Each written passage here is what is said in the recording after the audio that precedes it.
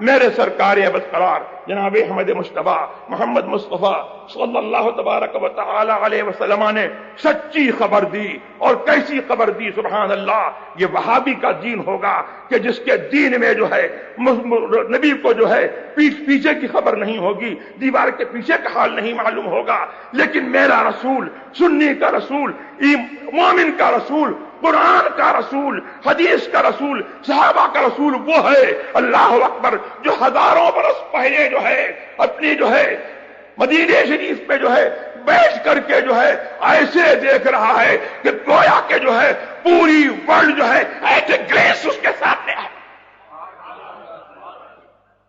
پوری دنیا کو وہ دیکھ رہا ہے. وہ فرما رہے ہیں اول ما يرفع من هذه الامه الامانه وآخر ما يبقى الصلاة وسيصلي قوم لا دين لهم. سب سے پہلی چیز جو اس امت سے اٹھ جائے گی وہ امانت ہوگی، اور سب سے بعد میں جو باقی رہنے والی چیز ہوگی وہ نماز ہوگی. یعنی نماز جو ہے بظاہر جو ہے دیکھا جائے گا کہ نماز باقی رہ گئی ہے، صورت نماز باقی رہ جائے گی، حقیقت نماز جو ہے وہ باقی نہیں رہے گی. کیوں؟ اس لیے کہ امانت لوگ کھو دیں گے، امانت جو ہے لوگ کھو دیں گے، اور امانت کا کھونا جو ہے وہ دین کا کھونا ہے.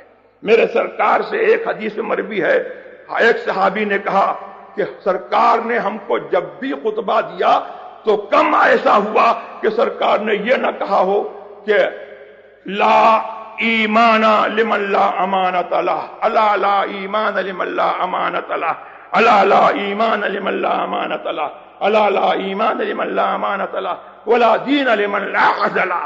سن لو کہ ایمان اس کا نہیں ہے جس کے پاس امانت نہیں ہے، سن لو عہد اس کا نہیں ہے جس کے پاس جو ہے دین نہیں ہے. تو اللہ کی طرف سے جو عہد ہے حفاظت کا، تم اس کی امانت کی حفاظت کرو گے تو اللہ کی طرف سے جو ہے اس کے ذمہ کرم پر ہے کہ تمہارے دین کی حفاظت کرے گا، تمہاری حفاظت کرے گا. اور اگر تم اس کی امانت جو ہے کھو دو گے تو اللہ کے لیے جو ہے ایسی قوم کے لیے کوئی عہد نہیں ہے، نہ دنیا میں تمہاری حفاظت ہوگی، اور اگر معاذ اللہ رب العالمین کسی اور حالت پر مرے تو آخرت کا حال تو جو ہے اس سے بھی برا ہے. تو ایمان جو ہے امانت کا کی حفاظت کرنا جو ہے یہ ایمان کا جو ہے بہت بڑا جز ہے. اور امانت جو ہے ایک معنی میں جو ہے وہ ایمان ہی ہے، اور کلمہ طیبہ بھی جو ہے وہ امانت ہے.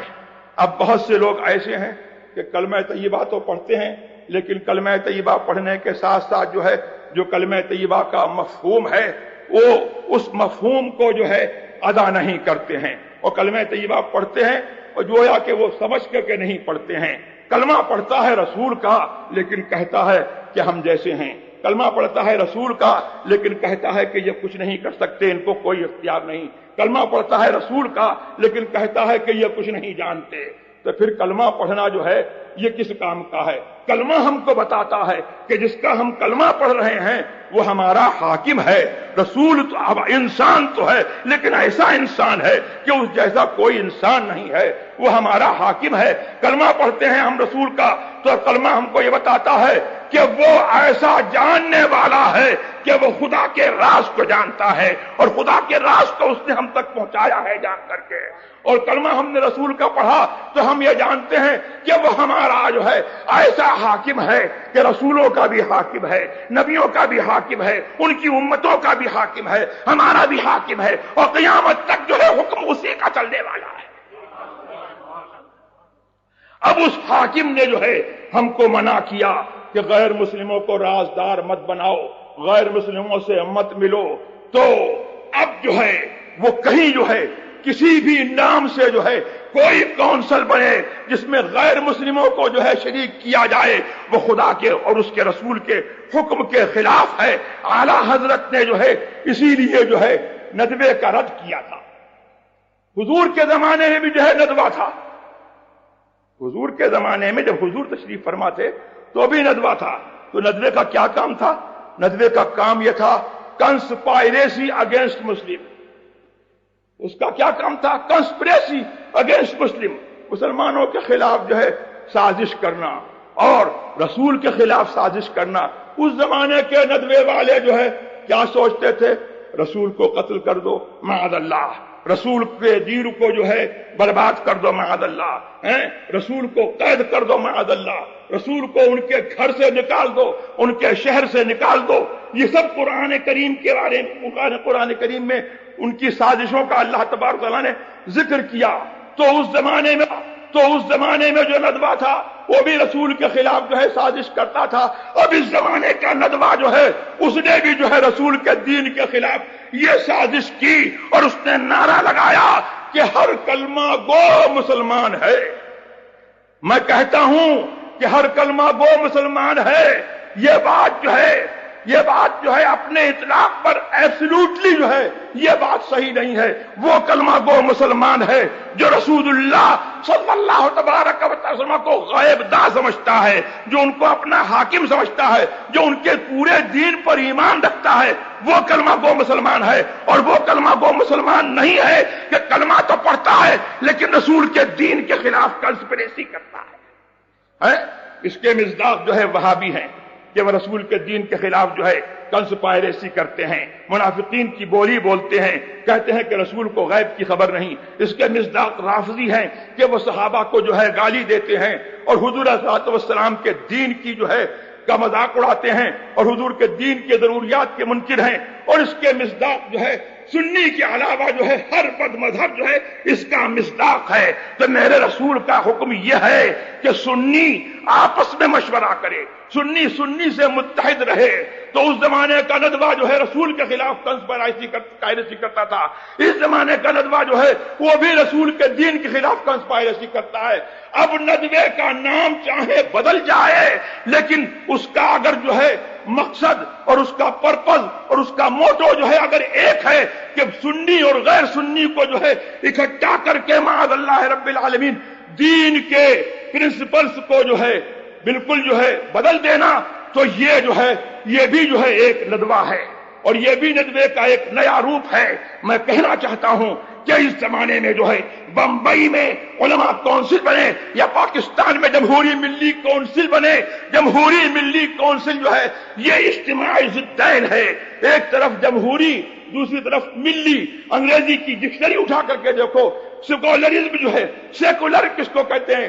جو بے دین ہو۔ جمہوریت کس کو کہتے ہیں؟ جو لادینیت کا نام ہے۔ تو لادینی اور ملی یعنی دینی، ان کا جو ہے اتحاد نہیں ہو سکتا ہے۔ اسی طریقے سے علماء کونسل میں جو ہے رافضیوں کا، بوریوں کا، قادیانیوں کا، وہابیوں کا اور سنیوں کا جو ہے اتحاد نہیں ہو سکتا ہے۔ اور جس نے ایسا اتحاد کیا ہے اس نے جو ہے دوسرے شکل میں جو ہے ندوے کو جو ہے دوسرا نام دیا ہے، اس نے جو ہے ندوہ قائم کیا ہے۔ تو میرا جو ہے آپ سے جو ہے صرف یہی جو ہے کہنا ہے کہ اہل سنت کے مسلک کے اوپر جو ہے آپ حضرات قائم رہیں اور سنی جو ہے سنی کے ساتھ جو ہے متحد رہے، سنی کو رازدار بنائے، سنی علماء کونسل بنے یا سنیوں کی جو ہے کوئی مشورت کمیٹی بنے۔ الحمدللہ چشم ماں روشن و دل ماں شاد۔ اور اگر جو ہے کوئی اس قسم کے اس کے خلاف جو ہے اگر کوئی روش چلتی ہے تو آپ جو ہے اس سے ہوشیار رہیں۔ ان اللہ یامرکم ان تؤدوا الامانات الی اہلھا۔ اللہ کا حکم یہ ہے کہ اللہ کی امانتیں جو ہے ان کے اہل کے اور ان کے جو مالک ہیں، ان کے جو مستحق ہیں، ان کو سونپو، اپنا رازدار غیروں کو بد بناؤ۔ اسی میں جو ہے آپ کا فائدہ ہے۔ قرآن کریم نے ارشاد فرمایا یا ایھا الذین آمنوا لا تتخذوا بطانة من دونکم لا یعلونکم خبالا قد بدت البغضاء من افواہہم وما تخفی صدورہم اکبر۔ اے لوگو، اپنے سوا، مسلمانوں کے سوا جو ہے، سنیوں کے سوا دوسروں کو اپنا رازدار مت بناؤ، ان کے ساتھ مت بیٹھو، ان کے ساتھ جو ہے راز کی باتیں مت کرو، اس لیے کہ وہ تمہارے گھاٹے میں، تمہارے خسارے میں، تمہیں نقصان پہنچانے میں گئی نہیں کریں گے، کوئی کسر نہیں چھوڑیں گے۔ اور ان کی عداوت جو ہے ان کے منہ سے ظاہر ہو چکی، اور جو ان کے دل چھپائے ہوئے ہیں وہ بہت بڑا ہے۔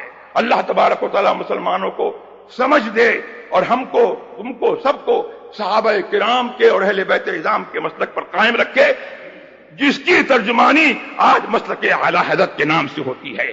اس کا نام جو ہے دوسرا جو ہے نام مسلک اعلیٰ حضرت ہے، ورنہ یہ دین جو ہے حقیقتاً صحابہ کا دین ہے، رسول اللہ کا دین ہے۔ اعلیٰ حضرت فرماتے ہیں کہ اہل سنت کا ہے بیڑا پار، اصحاب حضور نجم ہیں اور ناؤ ہے عطرت رسول اللہ کی۔ وآخر دعوانا الحمدللہ رب العالمین۔